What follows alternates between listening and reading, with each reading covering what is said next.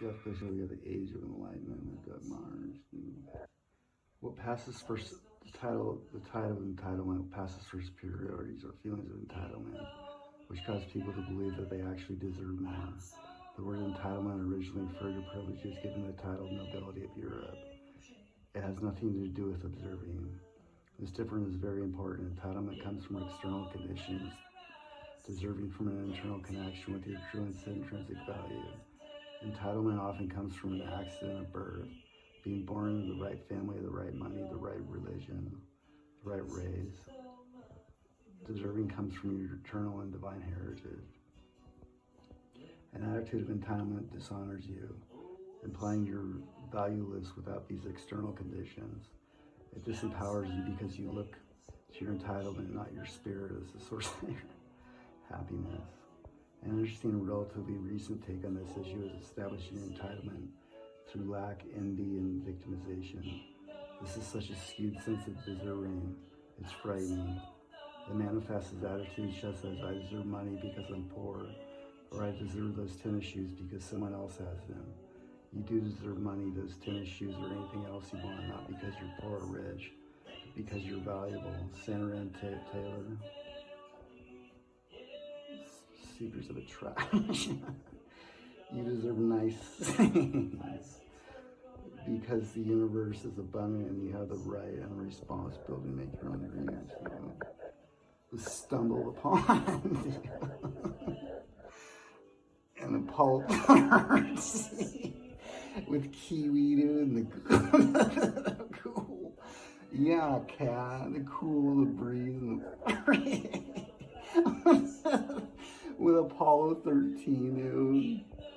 God damn it, with Amory on his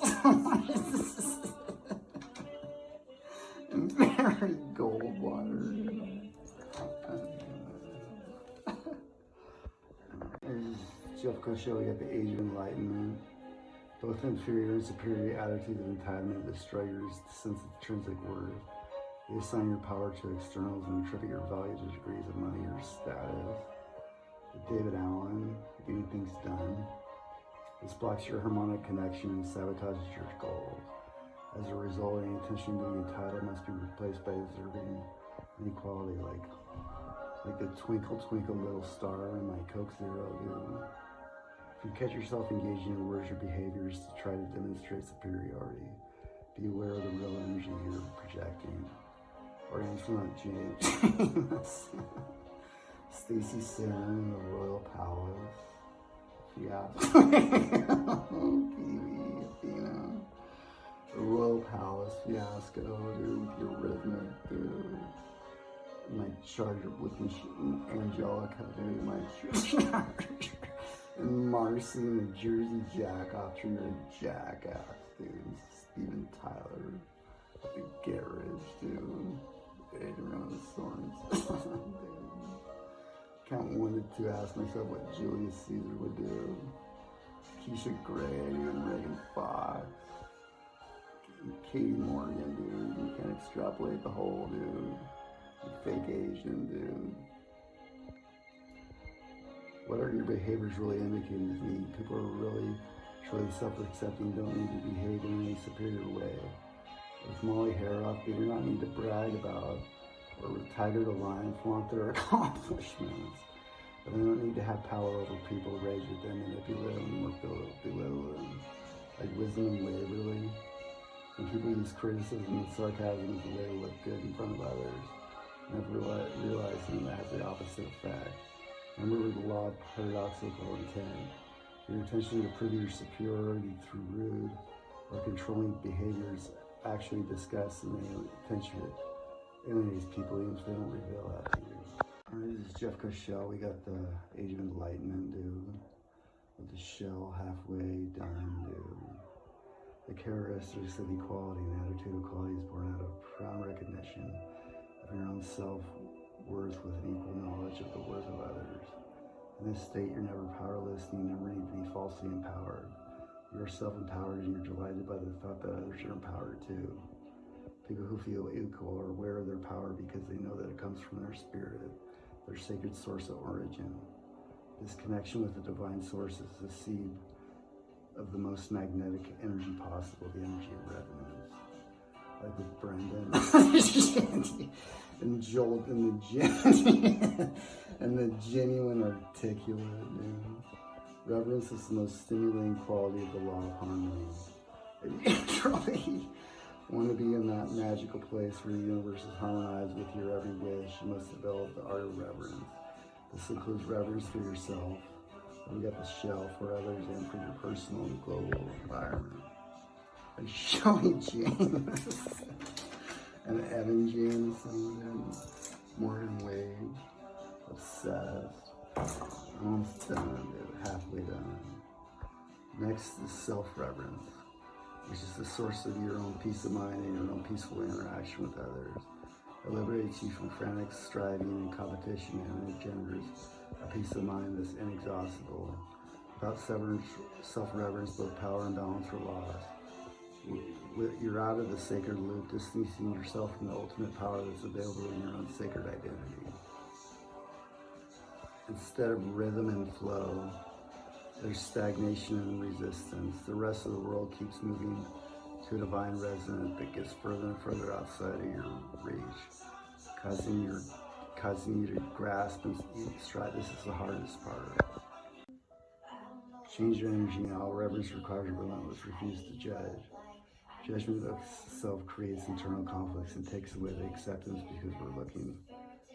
Takes away the acceptance. I don't want, I want perfect from now on, Angela, and I just want you to be your honey. Yeah, dude. Judgment of others sabotages our intent with wisdom and waverly, because we can't help but killing time, can't stop this crying help, but eventually talking to Mary place the same judgments and conditions upon ourselves. So changing our patterns of judgment must become a top priority if you want to tap into the magic of universal harmony. Withdraw. Bloody vampire, Jessica Christian. Judgment of others sets us apart instead of empowering us. Vanilla Eyes. Our criticism only disenfranchises us. We must aggressively intervene on our critical tendencies and see past the surface in everyone, not just in those we approve of. We never reach our goals alone. In some way, we are always assisted by others. Being disenfranchised puts us at a cross purposes, cutting off the potentially helpful connections. To the extent that we engage in judgment, we further our energetic isolation. But there's one very powerful intention that moves us back in that universal flow. Compassion. Compassion isn't the only refusal to judge. It's a determination to live with sympathy, forgiveness, and understanding.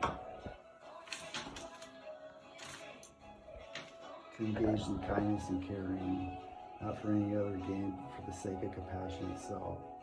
Your choice to assist and share amplifies the harmonic vibrations. Victoria Amos, which ocean to ocean, draw, dude, in Amsterdam with Heidi O'Neill and Cannabis. Jesus. Bring love when you commit to a spiritual relationship with another human being. If you begin to see that what is necessary to a healthy relationship is identical to what is necessary to your own spiritual goals. But each of you holds the pieces that the other is missing. I can't wait, dude. With Gail and Warren Zevon, Wisdom and Waverly, Excitable Boy. The elements of the law of harmony apply to all your relationships.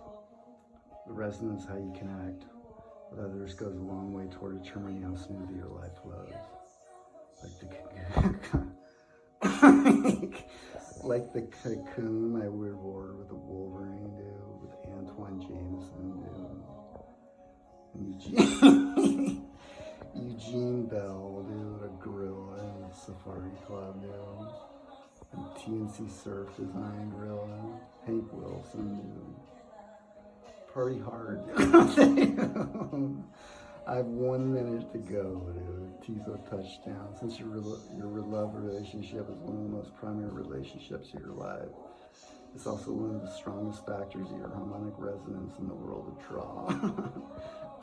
Healthy relations with the green room, with Ron, Jennifer, and Larger Warren, made up of a relatively sound and responsible people who know how that to make the connection work, they need to give force and effort, prioritize the other person and the partnership itself. David Long and, and Amberlynn Ash and Stacey Montgomery and Pornocopia, Eon Flux, pretty much any resistance. Golf Dynasty with Megan Ray and Alexis and Ollie, Keisha White, both parties are willing to work on it. There.